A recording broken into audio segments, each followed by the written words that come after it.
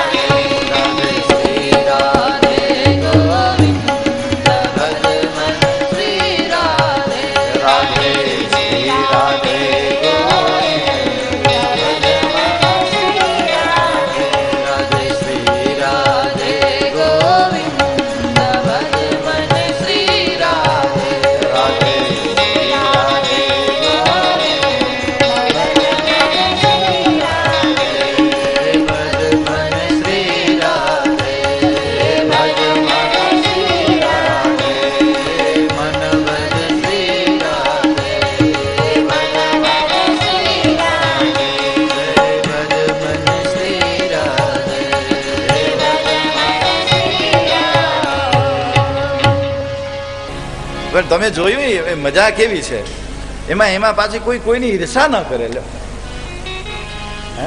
આ ખૂબી છે તમારી સમાજમાં, આ ખૂબી છે. બાકી હોય અમારે કને હા તો જુઓ મજા બીજે દિવસે. અહીંયા ત્યાં કર્યું કેમ, મારી બાજુમાં કેમ ઉભો રહ્યો. એક હાર્ડવેરની દુકાન નાખે, બીજો હાર્ડવેર ની નાખે, અઠવાડિયામાં ત્રીજો નાખી દે. એ 4-5 દુકાનો એટલામાં થઈ જાય. અને પાછું આપણે કહીએ ને કે બાબા આ કાં, તો કે સૌ પોતપોતાનું કરે ને કે લે. આ કેવી મોટી વિચારધારા બાપ. ખબર છે ને કે દરેકને પોતાનું ભાગ્યનું મળી જાય.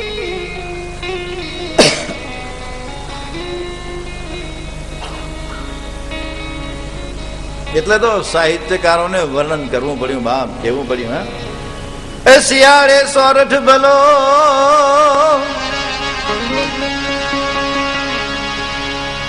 છે ને. હું તો શરૂઆત કરું ને પછી વાહે બધા આ ચોટી જાય. હાલો કથા રહી જશે પછી કેતા નહીં મને. જવા દે, હજી વાર છે, 4 દિવસ છે ને આપણી પાસે. કે આજે જ પાનું ફાડી દઉં, શું કરું? એ શિયાળે સોરઠ ભલો અને ઉનાળે ગુજરાત, વરઠામાય મારો વાગડ ભલો.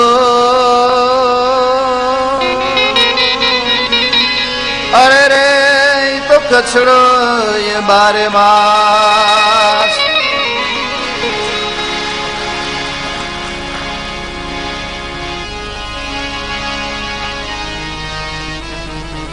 કચડો છે બાપ.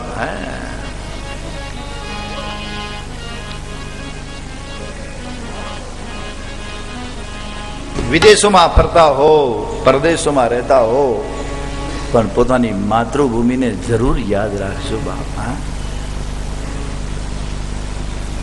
જનની જન્મભૂમિશ્ચ સ્વર્ગાધિપતિ ગરીયસી.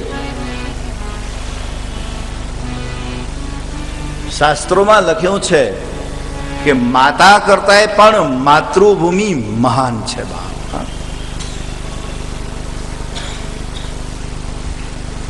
માતા કરતા પણ માતૃભૂમિ, એ માટી જે મળે, એ માટીની અંદર જે સુગંધ આવે. હા સામખિયારીનો આમ બ્રિજ જયારે આમ ઉતરીએ ને ત્યારે એમ થાય આહા હા કચ્છમાં આવી ગયા બાપ. ભલે ત્યાંથી આપણું ગામડું ભલે 150 કિલોમીટર દૂર હોય, પણ છતાંય આમ હિંમતમાં આવી હવે ઘરે પહોંચ્યા. અને સામખિયારીનો બ્રિજ આમ ઉતરી આમ, અને મન ઢીલું થઈ જાય. એમ થાય આહા હા ક્યાંક બારે જઈએ છીએ એમ ખબર પડે.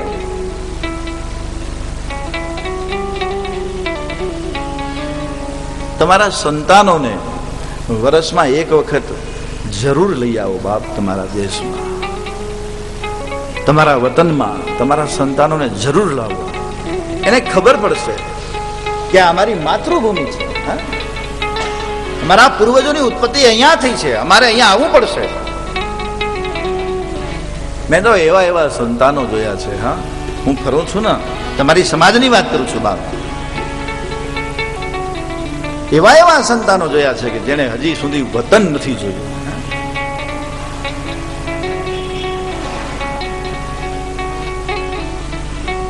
દેશની ખુમારી હોવી જોઈએ, પોતાના વતનની ખુમારી હોવી જોઈએ બાપ. એ રંગ હોવો જોઈએ કે હું કચ્છી છું, એનું અભિમાન હોવું જોઈએ, એનું ગૌરવ હોવું જોઈએ આપણે કે હું કચ્છી છું. વિદેશોમાં ફરતા હો, પરદેશોમાં રહેતા હો, પણ પોતાની માતૃભૂમિને જરૂર યાદ રાખજો બાપ. જનની જન્મભૂમિશ્ચ સ્વર્ગાધિપતિ ગરીયસી. શાસ્ત્રોમાં લખ્યું છે એ જનનીના હૈયામાં પોઢંતા પોઢંતા પીધો કસૂરી.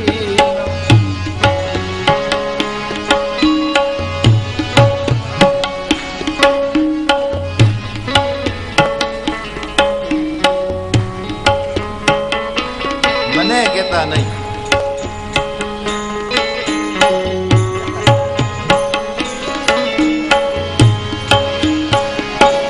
એવી જનનીના હૈયામાં પોઢંતા પોઢંતા દીધો કસુમી.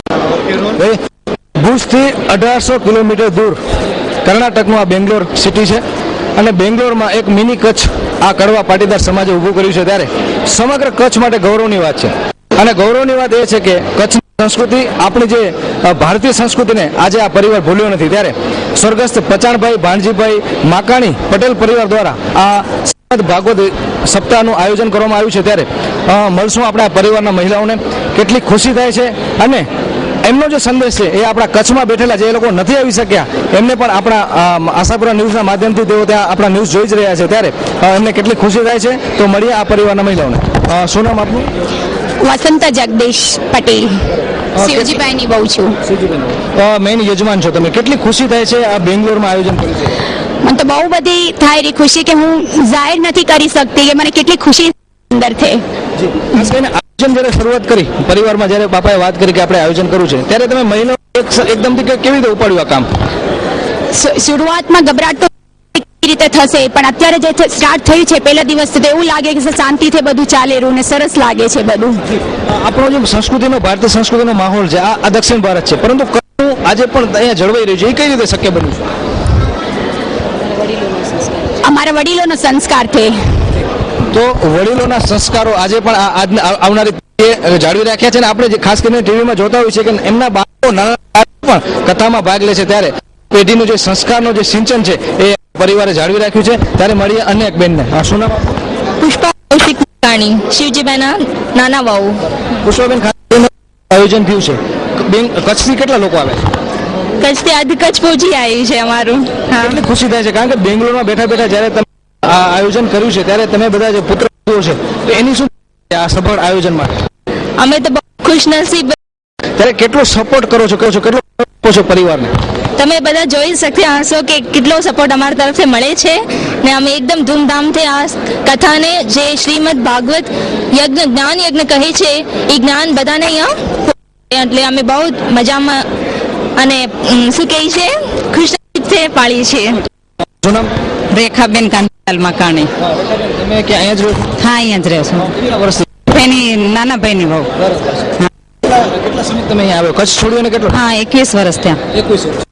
એ કહી શકાય કે એક નવી પેઢી એ બેંગ્લોરમાં આવી છે. ત્યારે એ સંસ્કારો, આપણા કચ્છના સંસ્કારોનું સિંચન તમે કઈ રીતે બાળક જ્યારે મોટું થતું એ કઈ રીતે તમે આખું એનું કેવી રીતના કરો? ખાસ કરીને જે બાળકોમાં જે કચ્છના સંસ્કારો છે, આપણા સંસ્કૃતિ છે, આપણી જે ભાગવત છે, રામાયણ છે, એનું સિંચન કઈ રીતે તમે બાળકોમાં કરો છો? ઘરમાં કેવો માહોલ હોય છે?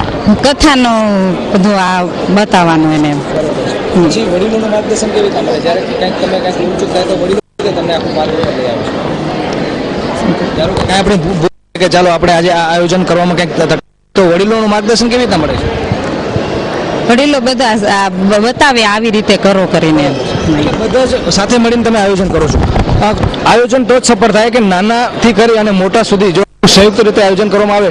અહીં વાત કરીએ કે પુત્ર વધુથી કરી અને એમના સાસુઓ, પછી શિવજી બાપા અને એમનો આખો પરિવાર જે છે એ આખું અત્યારે આયોજન જે કર્યું છે એ ખરેખર પ્રશંસનીય છે અને સમગ્ર કચ્છ માટે ગૌરવની વાત છે. હવે મળશું આપણે આ સમાજના ભાઈઓને. કોઈ પણ પેઢી જો સફળ કે સાચા માર્ગે તો જ જાય કે એને મારા સિવાય વાત કરી કે સદગુરુના આશીર્વાદ હોય, અને સદગુરુના આશીર્વાદ હોય, વડીલોનું માર્ગદર્શન હોય તો જ આ જે પેઢી છે એ સાચા માર્ગે જાય અને આપણી સંસ્કૃતિને જાળવી રાખે. ત્યારે ખાસ કરીને આપણા સમગ્ર કચ્છ